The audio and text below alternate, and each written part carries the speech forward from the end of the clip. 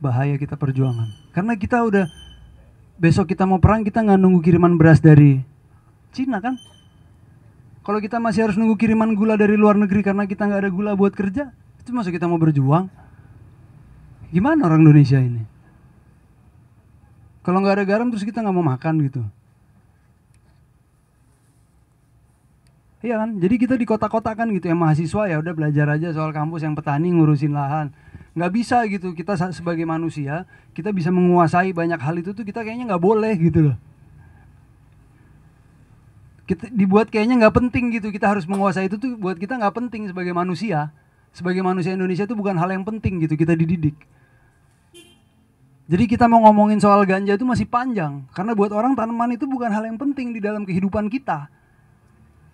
Gimana kita mau ngomongin ganja gitu. Kita nggak peduli sama rumput kan,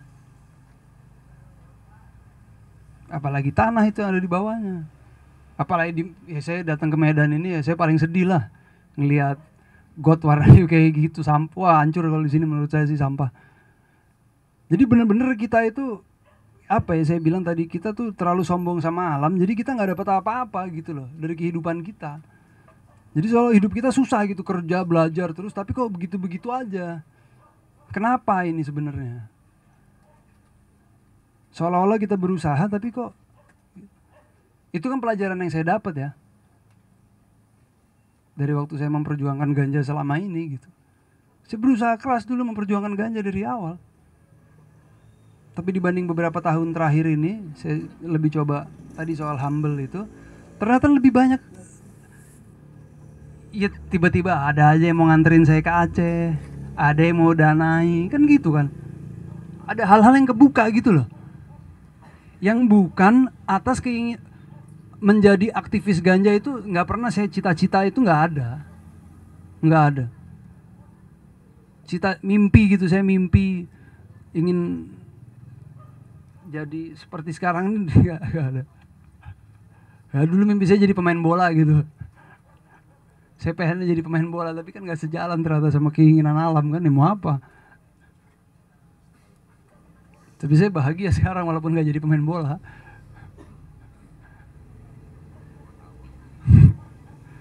Jadi sebelum aku ngalor ngidul lebih jauh lagi, ya Mas Ali ya, boleh ya. Kita inilah ya, kita tanya jawab, kita diskusi. Teman-teman yang di dalam kalau mau duduk di sini juga boleh, santai aja. Yang capek berdiri gantian, nanti main duduk. Oke ya, kita tanya jawab.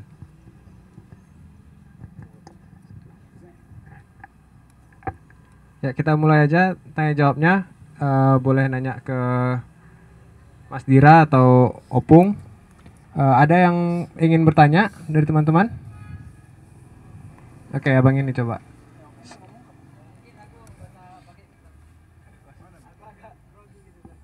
Oh iya ya.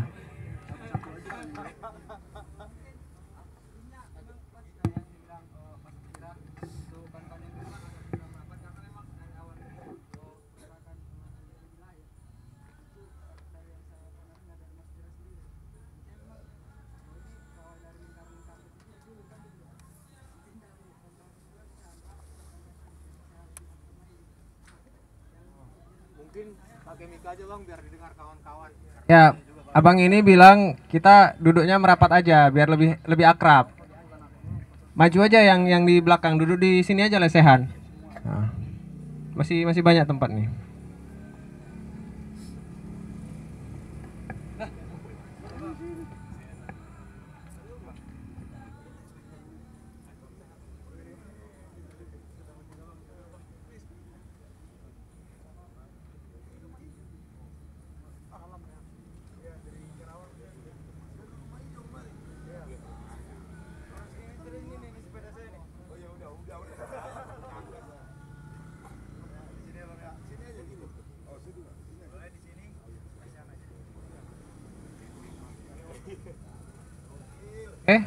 Ada lagi yang mau pindah? Oke, apa tadi pertanyaannya, Bang?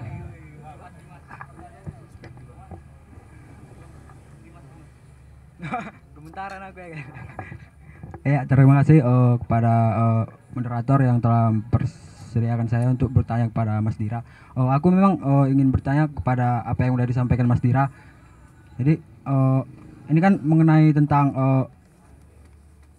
awal mula ganja ini dilegalkan kan, kita juga belum tahu kan faktor-faktor yang bisa menyebabkan terjadinya ganja ini dilegal kan gitu.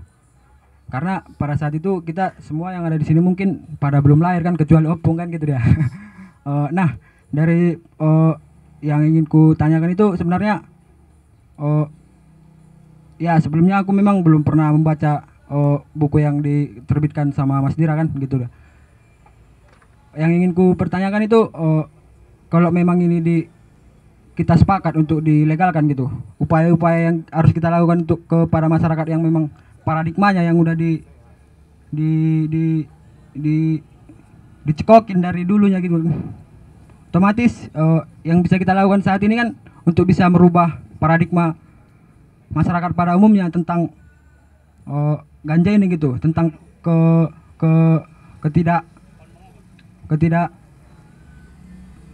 maksudnya kebahayaan dari ganja inilah kan gitu dah.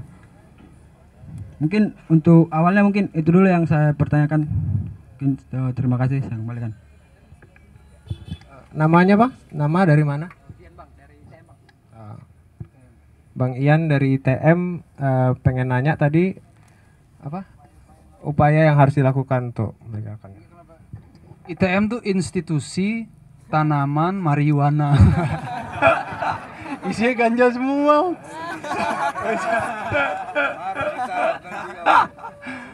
Oke. Jadi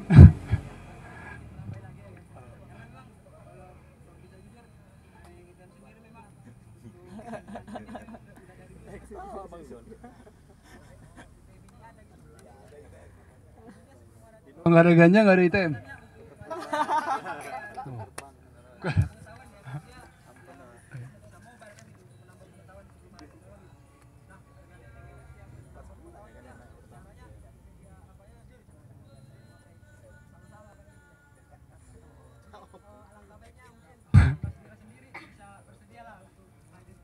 Oh, undangan ini undangan nih. Di institusi tanaman marijuana. Oke. Tanaman marijuana. Itu dibuat spanduknya gitu loh yang gede. Jadi dia kan di depan kampus. Vulgar. Nah, tapi sebelumnya kalian skripsi dulu. Begitu skripsi udah ada tulisan-tulisan spanduk gede, institusi tanaman marijuana. Baru orang masuk diskusi di situ. Iya kan? Itu aja deh buat kalian. Tadi kan kamu nanya gimana caranya kan? Nah, kalau buat ini spesifik buat mahasiswa ITM yang kayak tadi ya. Jadi buat skripsi dulu tulisan-tulisan, begitu spanduk, udah. Diskusi. Nah, terus aku mau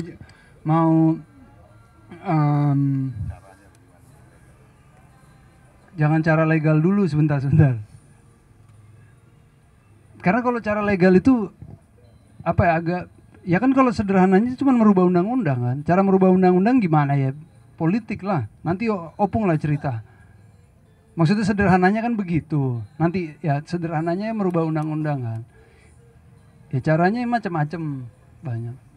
Tapi sebelum dijelasin itu ya, aku mau cerita dulu soal ini. Kenapa kamu nanti tanya kenapa dia ilegal kan? Nah, makanya tadi aku belum cerita terlalu belum terlalu detail tadi soal kenapa dia ilegal. Jadi sebenarnya gini nih. Nah, biar enak ya.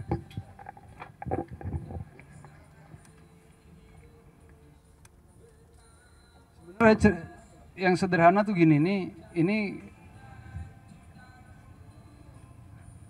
nah ini ganja, dia di tanaman ganja. Nah ini ceritanya ini kita ya, ini masyarakat ya, masyarakat di bawah nih. Oke. Tanaman ganja ceritanya pada tahun itu di buku ya, saya nemu literatur bunyinya gini. Waktu zaman perang Napoleon, itu salah satu sejarah pertama kali ganja diilegalkan. Tahu nggak kenapa? Orang yang mau perang itu kalau dia habis ngisep Dia mau nembak gini kan, terus senapannya jadi turun gini. Lucu nih. Iya kan, gimana coba mau nembak gini. Jadi orang-orang yang pakai ganja di zaman Napoleon itu, jadi keinginan perangnya udah runtuh. Jadi ilegal dia. Nanti baca di buku itulah. Itu salah satu sejarah itu. Jadi nggak perang orang. Nah, ayo balik dulu ke sini. Nah, ini tahun 1961 sama ini organisasi yang namanya dikit ya, PBB itu dibuat pengetahuan bahwa tanaman ganja itu